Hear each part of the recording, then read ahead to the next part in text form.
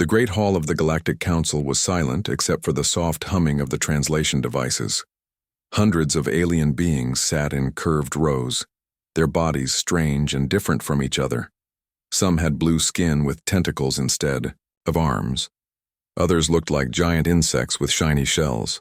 A few creatures floated in clear tanks filled with purple liquid. Ambassador Zethkri stood at the center of the hall. His body was covered in hard crystal plates that caught the light and threw it back in rainbow colors. He was tall, much taller than a human would be, and his forearms moved as he spoke. His voice was deep and cold. "Fellow members of the council," Zethkri said, "we have a problem. The humans are growing too fast. They are taking planets that belong to us. They do not listen when we tell them to stop."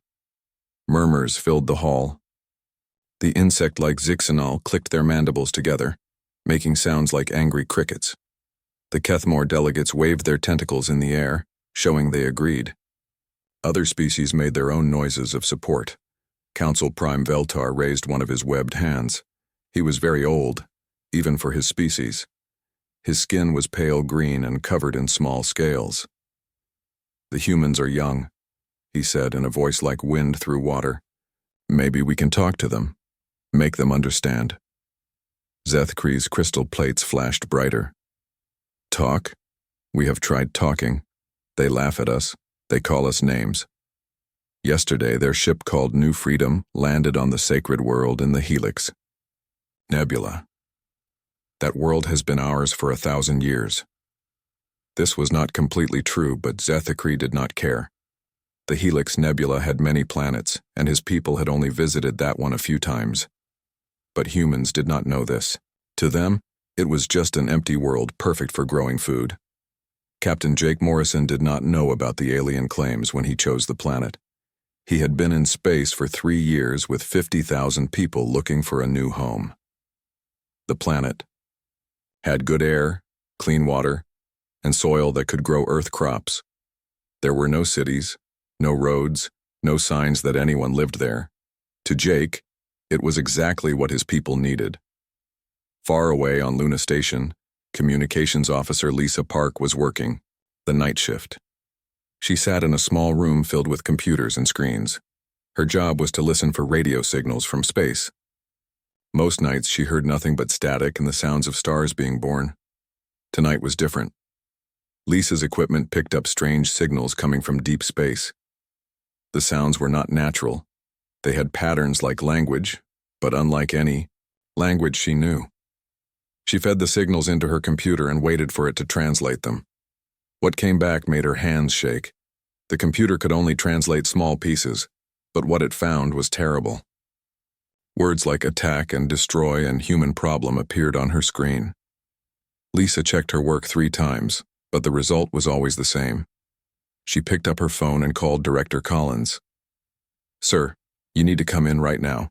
I think we have a big problem." While Lisa was making her call, the council meeting continued. More alien leaders spoke about the human threat. They told stories about human colonies growing too fast, human ships going where they should not go, human people who did not show proper respect to older species. General Morex of the Vorthon military stood up. His crystal armor was darker than Zethkri's, almost black with red light pulsing through it. "I have studied the humans," he said. "They are weak. Their ships are slow. They fight with metal bullets like primitive animals. Their planets have no shields. We could defeat them in days." The hall erupted in excited chatter. Some aliens were scared of starting a war, but others were angry about human expansion. They had ruled the galaxy for thousands of years without challenge. The idea that a young species would ignore their warnings made them furious. Counselor Ixvara of the Hive Collective spoke next. She looked like a giant ant with 6 arms and compound eyes that reflected light in strange ways. "The humans breed too fast," she said in a voice like buzzing bees. "One human world becomes 10 worlds in 50 years.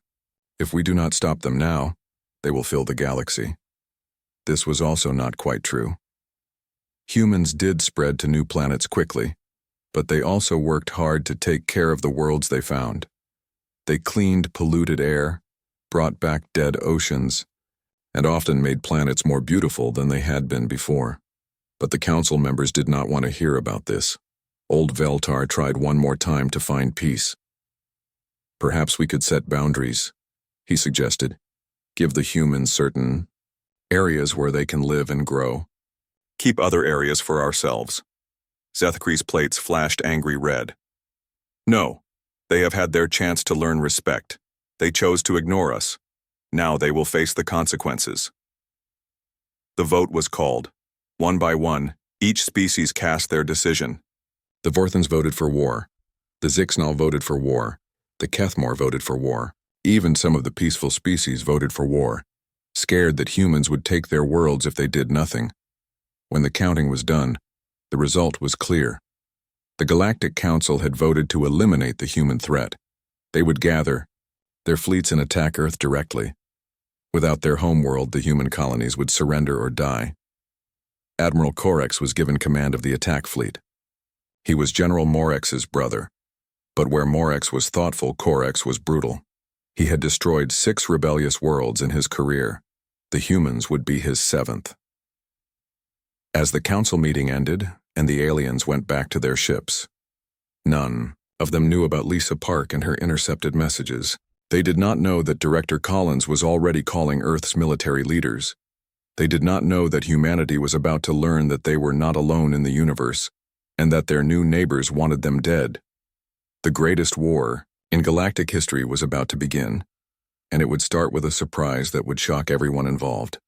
3 weeks after the council meeting, Admiral Corex stood on the bridge of his flagship, the Void Crusher. Through the massive windows, he could see 11 other giant warships floating in space around him. Each ship was 3 kilometers long and carried enough firepower to destroy a small moon. Corex felt confident as he looked at his fleet. His ships had energy shields that could stop any weapon humans might have.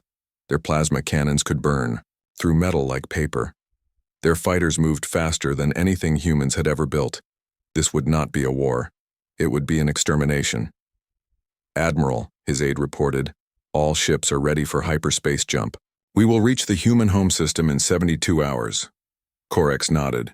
The plan was simple. Jump into Earth's solar system. Destroy any ships or stations they found. Demand surrender from the planet. If the humans refused, they would turn Earth into a ball of molten rock. Begin the jump, Corex ordered. Space twisted around the alien fleet as they entered hyperspace, heading for a world they had never seen, to kill people they had never met. On Earth, it was a normal Tuesday morning. President Linda Hayes sat in the Oval Office reading reports about the corn harvest on Mars. The red planet was producing more food than ever before, enough to feed the growing colonies in the outer system. Madam President, her assistant said, General Murphy is here for your weekly briefing. General Pete Murphy walked in carrying a tablet computer. He was a big man with gray hair and worried eyes. Good morning, Linda. We need to talk about the orbital defense platforms. Linda looked up from her reports. Problems? Not problems exactly, Pete said. But Lisa Park's reports from Luna Station have me concerned. She keeps picking up strange signals from deep space. Signals that might be artificial. Linda frowned. You think someone is out there? I think we need to be ready for anything, Pete replied. I want to upgrade the asteroid defense platforms, add more powerful sensors, maybe some better weapons. The asteroid defense platforms were huge structures floating in space around Earth. They had been built to protect the planet from space rocks, but they could also serve as weapons if needed. Each platform had railguns that could fire metal slugs. At incredible speeds, do it, Linda said. Better safe than sorry. At the Johnson Space Center in Houston, Mission Commander Rick Davis was getting ready for the biggest mission of his career. In 2 days, he would launch on the Starship Endeavour with 200 scientists and engineers. Their destination was Proxima Centauri, the closest star to Earth with planets that might support human life. Rick stood in the hangar looking up at his ship. The Endeavour was beautiful, all white metal and blue lights. It was not as big as the alien warships heading toward Earth, but it was fast and strong. Its new jump drive could cross the 4 light-years to Proxima in just 6 months. Commander Davis, called Dr. Helen Brooks as she walked across the hangar. She was a biologist who would be studying any life they found on the Proxima worlds. "Are you excited about the mission?" Rick smiled. "Excited and nervous. We are going to be the first humans to visit another star system. That is a big responsibility." Helen nodded. "I keep wondering what we might find out there. Are we alone?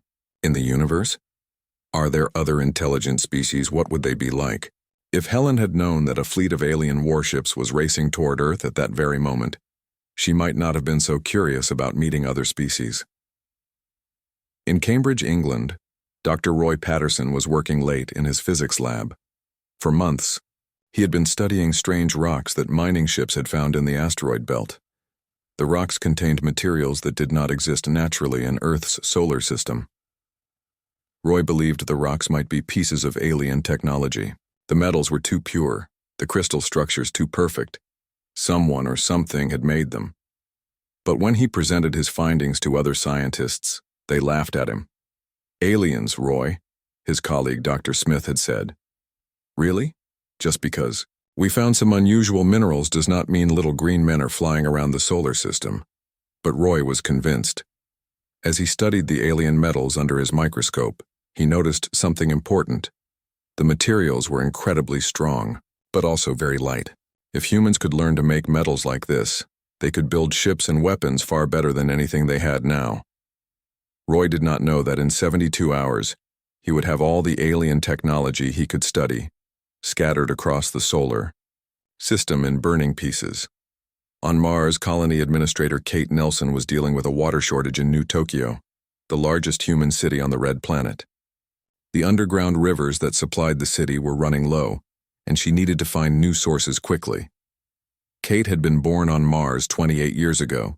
She was part of the first generation of humans to grow up on another world. To her, Earth was just another planet, not home. Mars was home. The red soil, the pink sky, the 2 small moons were what she knew and loved. As she worked on the water problem, Kate got a message from Earth's military command. General Murphy wanted all colony defense systems checked and upgraded immediately. He did not say why, but the message was marked urgent. Kate shrugged and sent orders to her security chief. Probably just another drill, she thought. Mars had small laser cannons for shooting down dangerous asteroids, but nothing that could fight a real enemy. Who would attack Mars anyway? In the asteroid belt, Captain Sandra White commanded the mining station Pluto Base. It was the farthest human outpost from Earth, a lonely place where brave miners searched for rare metals and ice. Sandra's job was to keep the miners safe and watch for asteroids that might threaten the inner planets. Sandra had been at Pluto Base for 3 years. She liked the quiet and the stars, but sometimes she missed the crowds and noise of Earth.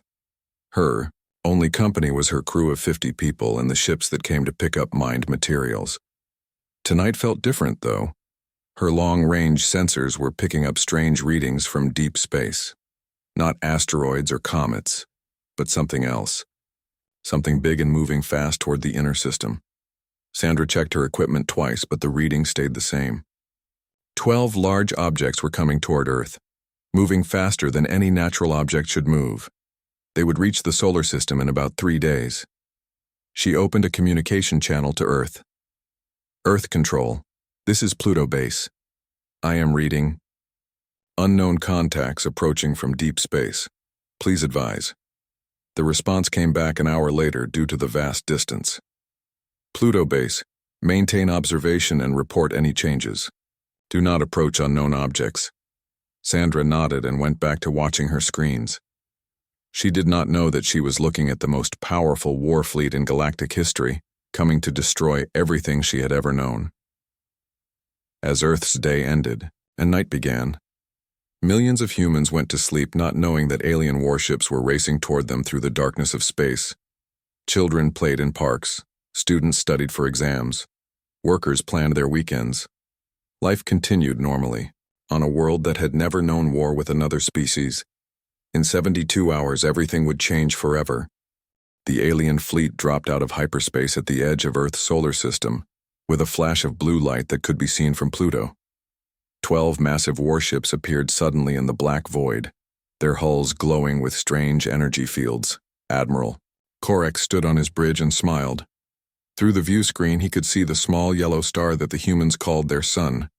Around it spun several planets, including the blue and green world where billions of humans lived their short lives.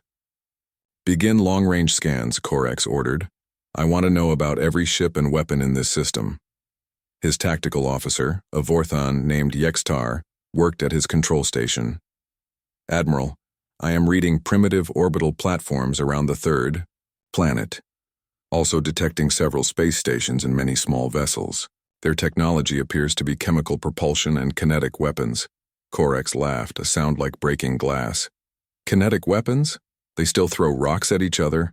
This will be even easier than we thought." At Pluto Base, Captain Sandra White was the first human to see the alien fleet. Her sensor screen suddenly filled with massive energy signatures unlike anything in her database. 12 objects, each larger than the biggest human space station, had appeared from nowhere. Sandra's hands shook as she opened an emergency channel to Earth. "Earth Control, this is Pluto Base Emergency Broadcast. 12 massive, unidentified contacts have appeared at system edge. Objects are artificial and extremely large. Repeat, we have unknown vessels in the system. The message would take 4 hours to reach Earth due to the vast distance." Sandra kept watching her screens, hoping the objects would turn out to be some kind of mistake. But deep in her heart, she knew what she was seeing. Humanity was no longer alone in the universe, and their new neighbors had arrived in warships. On Earth, the message reached General Murphy first. He was eating breakfast with his wife when his emergency communicator started screaming. By the time he reached his command center, every military base on the planet was already receiving the transmission from Pluto Base. "Get me Admiral Kate Nelson," Murphy ordered. Kate had been promoted to command all of Earth's orbital defenses after her success on Mars. "And wake up the president. Tell her we have visitors." President Linda Hayes was moved to the secure bunker beneath the Colorado mountains within an hour. As she was driven through underground tunnels in an armored car, she could not stop thinking about the report she was receiving. Alien ships. Real aliens, after all these years of wondering if humans were alone. Admiral Nelson stood in the command center of Defense Platform 1, watching her tactical displays update in real time. The unknown ships were moving slowly toward Earth, probably scanning the system just as her people were scanning them. "Admiral," her sensor operator reported, "the alien vessels are attempting to communicate. They are broadcasting on multiple frequencies." "Put it on speakers," Nelson ordered. What came through was unlike any human language. Strange clicking sounds mixed with musical tones and what sounded like electronic noise. Then suddenly, a voice spoke in clear English, though with an odd accent that made the words sound cold and mechanical. "Primitive humans of the third planet," the voice said. "I am Admiral Corex of the Galactic Council Fleet. Your species has been judged a threat to galactic order. You will surrender immediately and prepare for occupation. Any resistance will result in the complete destruction of your world." The command center fell silent. Everyone stared at the speakers as if they could not believe what they had heard. Finally, Admiral Nelson stepped forward and activated the communications array. "Unknown fleet," she said, her voice steady and strong. "This is Admiral Kate Nelson of Earth Defense Command. You are in violation of our territorial space. State your intentions and prepare to leave our system immediately." On his bridge, Corex actually laughed out loud. The primitive human was giving him orders. Him, Admiral Corex, conqueror of 6 worlds, commander of the mightiest fleet in the galaxy. "You amuse me, human," Corex replied. "Your arrogance is impressive for such a young species. Perhaps you need a demonstration of our power before you understand your situation." Corex turned to his weapons officer.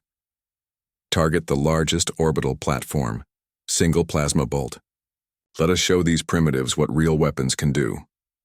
The Void Crusher's main gun powered up with a sound like thunder.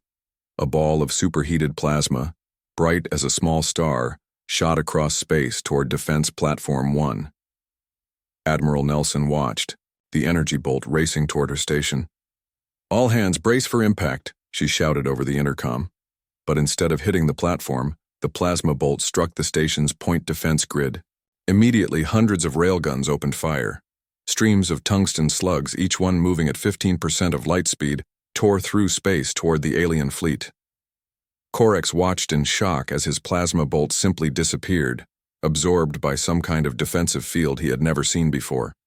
Then his sensors screamed warnings as thousands of metal projectiles raced toward his ships at impossible speeds. The slugs hit his lead destroyer, the Piercing Fang, and punched straight through its energy shields as if they did not exist. At such incredible speeds, the tungsten rods had more kinetic energy than most plasma weapons. They tore through the alien hull like bullets through paper. "Impossible," Corex shouted. "Kinetic weapons cannot penetrate quantum barriers," but the human weapons were not normal kinetic weapons. Dr. Roy Patterson's research into alien metals had led human scientists to develop new railgun technology. The tungsten slugs were accelerated by magnetic fields more powerful than anything the aliens had imagined possible. The Piercing Fang exploded in a ball of fire and debris. 2,000 alien warriors died in seconds, killed by primitive human technology that should not have been able to hurt them. Captain Amy Foster, commanding the Earth destroyer Defiance, watched the battle from her position near Mars. "All weapons target the alien flagship," she ordered. "Fire nuclear torpedoes full spread." 6 nuclear missiles launched from the Defiance, racing toward Corex's ship at high speed.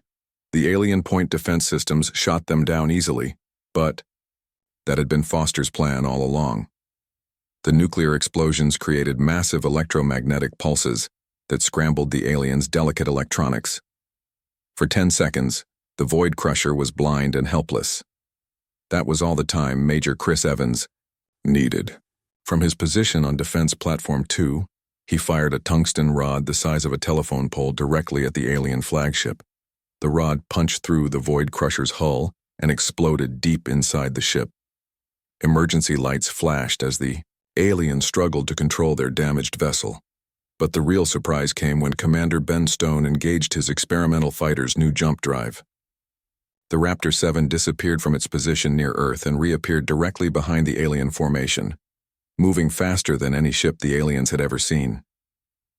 Stone's fighter was small compared to the alien warships, but it carried new weapons, designed from studying the alien metals that Roy Patterson had found.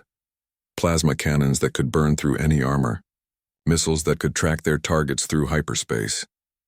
The first alien cruiser never saw what hit it. Stone's plasma cannon cut through its hull like a hot knife through butter. The ship broke apart in a chain of explosions that lit up the solar system. On the Council worlds, emergency broadcasts carried news of the battle to shocked alien populations. The humans, who were supposed to be primitive savages with crude technology, were winning. Ships that had conquered entire star systems were being destroyed by apes who had barely learned to leave their own planet. Counselor Veltar watched the battle reports with growing horror. "How is this possible?" he whispered. "Our intelligence said they were defenseless." "Our intelligence was wrong," replied Zethkri, his crystal plates dim with fear. "These humans are not what we thought they were."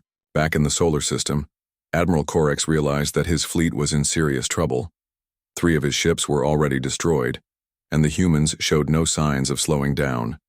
Their weapons were more powerful than expected, their ships faster than they should be, and their tactics completely unpredictable. "All ships," he broadcast, "retreat to hyperspace.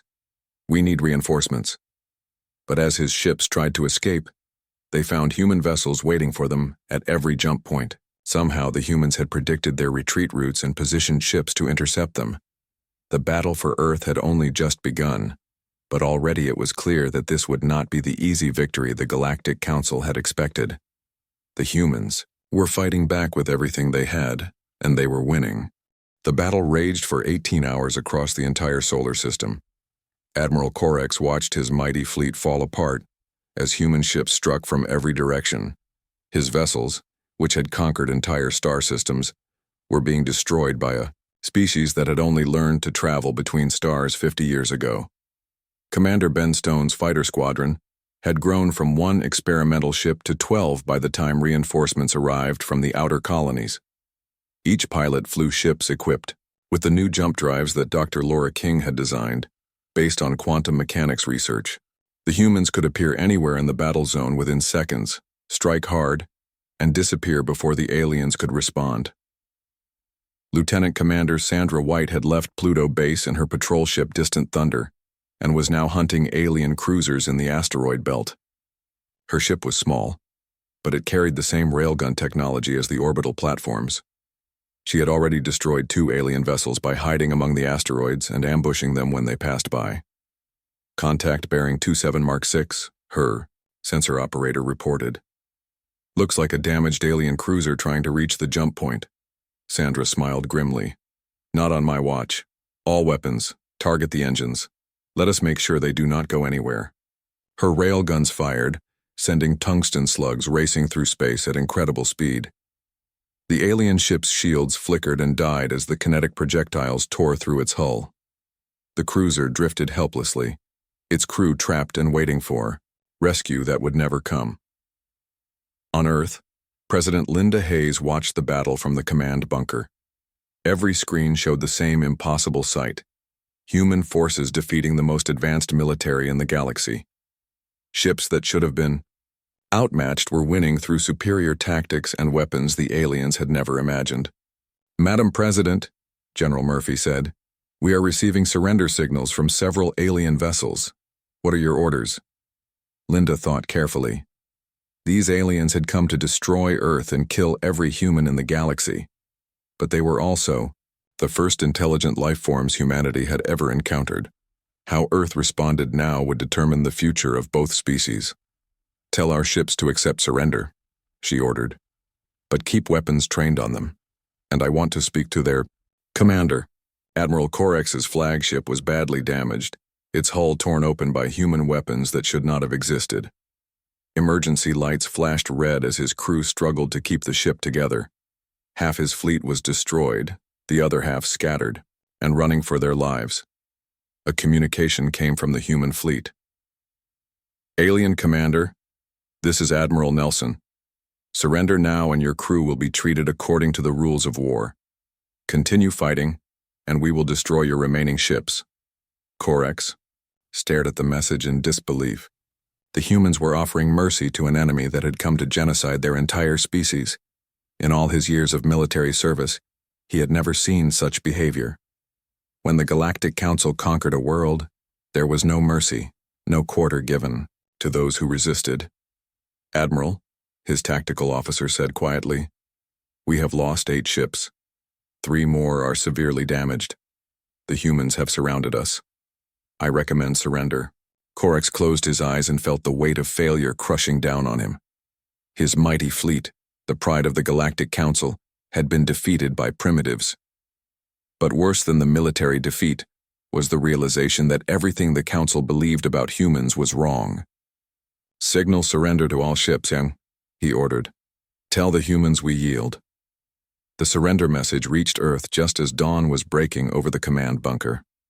President Hayes felt relief wash over her as she realized the immediate threat was over. But she also felt the weight of a new responsibility. Earth now held prisoners from an advanced alien civilization, and how they treated them would echo across the galaxy. Dr. Helen Brooks was called away from her preparations for the Proxima mission to serve as humanity's first xenobiological consultant. She found herself aboard the medical ship Mercy, treating wounded aliens who had tried to destroy her world just hours before. The alien she was examining looked like a giant crystal sculpture that had been damaged in a fall. Admiral Corex's natural armor was cracked, and strange blue fluid leaked from the wounds. But his eyes, large multifaceted things like cut diamonds, showed intelligence and confusion. "Why?" Corex asked through a translation device. "Why do you heal those who came to kill you?" Helen paused in her work, considering her answer. "Because you are hurt, and I am a doctor. That is what we do." The simple response seemed to shock the alien admiral more than any weapon had. In the Galactic Council, enemies were exterminated, not healed. The concept of showing mercy to a defeated foe was completely foreign to him. "Your species makes no sense," Corex whispered. "You fight like demons but heal like angels. How do you reconcile such contradictions?" Helen smiled as she sealed one of his wounds with medical foam. "We do not reconcile them. We live with them. Humans are complicated, Back in the council chambers, emergency sessions had been called on every member world. The impossible news was spreading across the galaxy. The human fleet had been completely defeated. Not damaged, not delayed, but utterly destroyed by a species the council had dismissed as primitive savages. Councillor Veltar stood before the assembled delegates, his ancient voice shaking with fear. Fellow members, we face a crisis unlike any in our recorded history. The human military capabilities were grossly underestimated. Their technology appears to advance at a rate we considered impossible. Zethkri's crystal plates were dim with shame. The intelligence reports were wrong, completely wrong. These humans have weapons that can penetrate our shields, ships that move faster than our sensors can track, and tactics we have never encountered. The Kethmore representative's tentacles writhed nervously. What do we do now? If we cannot defeat them with our strongest fleet, how can we defend ourselves if they choose to retaliate? This question hung in the air like a poisonous cloud. For thousands of years, the Galactic Council had been the supreme power in known space. Now, suddenly, they faced a species that could destroy them if it chose to. The balance of power had shifted completely in just 18 hours. On Mars, Colony Administrator Kate Nelson was coordinating rescue efforts for human ships damaged in the battle. The orbital shipyards were working around the clock to repair vessels and build new ones. But she was also preparing for something unprecedented: the arrival of alien prisoners who would need special facilities designed for their unique biologies. "Ma'am," her assistant said, "we are receiving reports from the outer colonies. Every human settlement within 100 light-years is volunteering ships and resources for the defense effort. They want to help protect Earth." Kate nodded, feeling proud of the unity her species was showing. Humans from across the galaxy were coming together to defend their homeworld, even though many of them had never set foot on Earth. It was a display of loyalty and cooperation that no alien species had ever witnessed. Dr. Roy Patterson, finally, had his proof that alien technology existed, but it was not quite how he had imagined it. His laboratory was now filled with wreckage from alien ships, and he was working around the clock to understand how their weapons and shields functioned. "The energy field generators are incredible," he told his research team. "They can create barriers that stop plasma and particle beams, but they are completely useless against kinetic weapons. It is like they never thought anyone would use solid projectiles in space combat." This discovery would prove crucial in the coming months. The aliens had developed technology to defend against energy weapons because that was what all advanced species used. Humans, being newer to space combat, still relied heavily on kinetic weapons that could penetrate any energy shield. As the solar system settled into an uneasy quiet, both species began to realize that first contact had changed everything.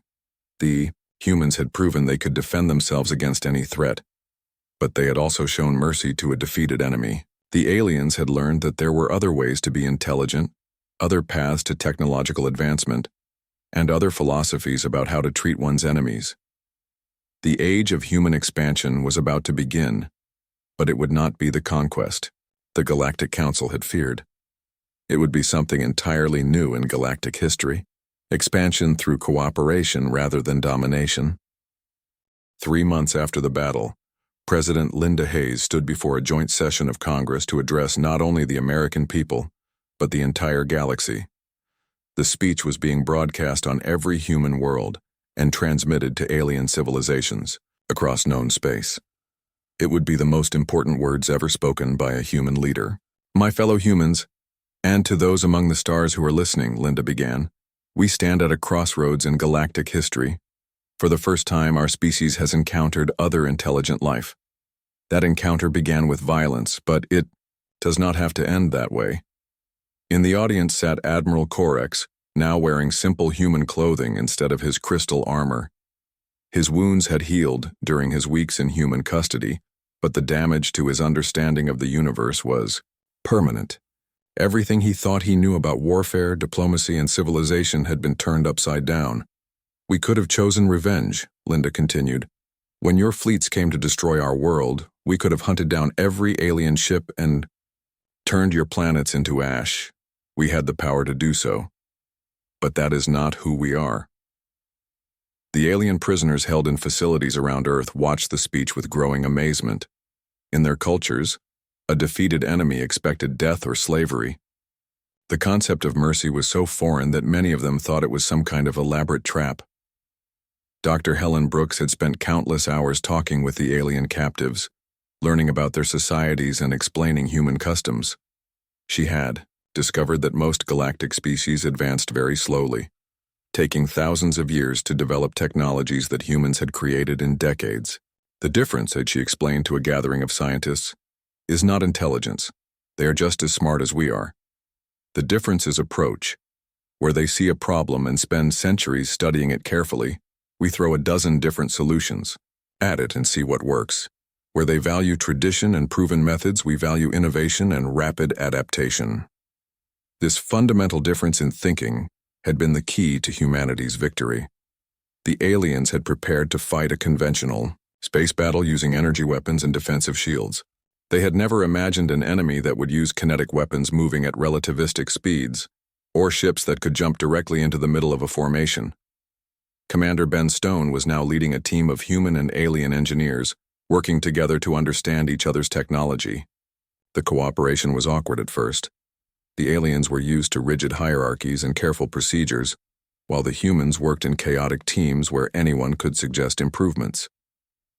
"Your jump drive technology is fascinating," said engineer Yextar, the same Vorthon who had served on Corex's bridge. "But it should not work. The power requirements exceed your ship's energy output by a factor of 10. Ben grinned. That is what everyone said when Dr. King first proposed it. But she found a way to use quantum tunneling to reduce the energy needs. Sometimes impossible just means no one has figured out how to do it yet. The collaboration was producing remarkable results. Human innovation combined with alien knowledge was leading to technologies neither species could have developed alone. New types of shields that could stop both energy and kinetic weapons, faster-than-light communication systems, medical techniques that worked on both human and alien biology. On the Galactic Council worlds, emergency meetings continued as leaders struggled to understand the new reality. The humans had not retaliated after their victory. Instead, they had sent diplomatic messages offering trade agreements and cultural exchanges. It was behavior that no one in the council had expected. Counselor Veltar stood before his colleagues, looking older than his thousands of years. "I have been studying the human communications," he said slowly. "They appear to be genuine in their desire for peace, but they also make it clear that any future aggression will be met with overwhelming force." The threat was polite, but unmistakable. Humanity had demonstrated they could destroy the Council's most powerful fleet. If anyone attacked them again, the consequences would be far worse than a defensive battle in Earth's solar system. The next time, human ships might appear over Council worlds, and there would be no mercy for those who refused to learn from their first mistake.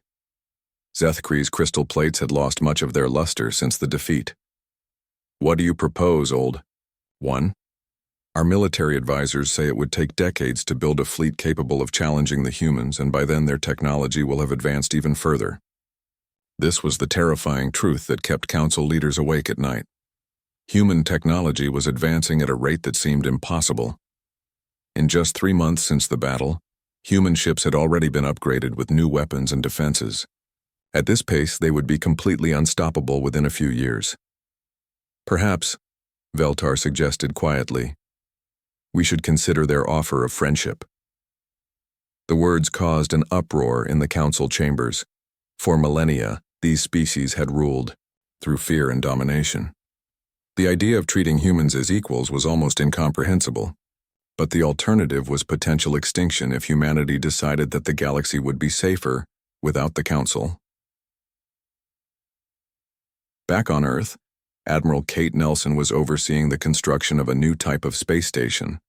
The Harmony Station would be humanity's first diplomatic outpost designed to host alien visitors. It would have environmental sections for different types of life forms, translation facilities, and meeting rooms where humans and aliens could work together safely. "Admiral," her chief engineer reported, "the Vorthon quarters are complete. The crystal beings need a high radiation environment to stay healthy. The Kethmore section is flooded with their breathing fluid." and the Zixnal hive chambers have been built according to their social specifications. Kate nodded approvingly. Building the station had been an enormous challenge, but it represented something unprecedented in galactic history, a place where different species could meet as equals, rather than conquerors and conquered. Dr. Roy Patterson's research had revealed something remarkable about the alien prisoners. Despite coming from dozens of different worlds, they all used very similar technologies. Their ships, weapons, and tools were nearly identical across species lines. It is like they all learned from the same textbook, Roy explained to his team. The Galactic Council has been sharing technology for so long that innovation has nearly stopped. They have the best possible versions of old ideas, but they stopped having new ideas centuries ago. This discovery explained why humanity had been so successful in the battle. The aliens had perfected ancient technologies, but humans were still inventing new ones. While the Council had spent 1,000 years improving plasma weapons, humans had developed railguns that could penetrate any defense. While aliens had mastered energy shields, humans had created jump drives that made traditional tactics obsolete. 6 months after the battle, Ambassador Charles White sat across from Zethkri in the first official peace negotiations between humanity and the Galactic Council. The meeting was taking place aboard Harmony Station, with delegates from 12 alien species present. The atmosphere was tense but hopeful. Both sides wanted to avoid another war, but they also needed to establish new rules for galactic civilization. The old order, where the Council dominated through superior technology, was over. A new order based on mutual respect and cooperation had to be created. "Your species troubles me, human," Zethkri admitted during a break in the negotiations. "You advance too quickly, you change too fast, you forgive too easily. We do not understand how to deal with such unpredictability." Charles offered the alien diplomat a cup of coffee, one of the few Earth beverages that alien biology could process safely. "That is okay, Ambassador. We do not always understand ourselves either. But maybe that is something we can figure out together." The negotiations would continue for months, but already the framework of a new galactic order was emerging. Humanity would be recognized as an equal member of galactic civilization, with the right to explore and colonize uninhabited worlds. In exchange, humans would share their technological innovations and help defend the galaxy against external threats. More importantly, the galaxy would be governed by cooperation rather than domination. The old Council's authoritarian rule would be replaced by a democratic federation where all species had a voice. It was a radical change that would have been impossible without humanity's demonstration that superior technology did not automatically grant the right to rule others. As the first year after first contact came to an end, children on Earth were already learning alien languages in school. Human colonists were settling worlds alongside alien populations. Scientists from dozens of species were working together on projects that would benefit everyone. The age of human expansion had indeed begun, but it was not the conquest the Galactic Council had feared. Instead, it was something new in the history of the galaxy: expansion through friendship, innovation through cooperation, and strength through diversity. The humans had not just defended their world, they had changed the entire galaxy for the better.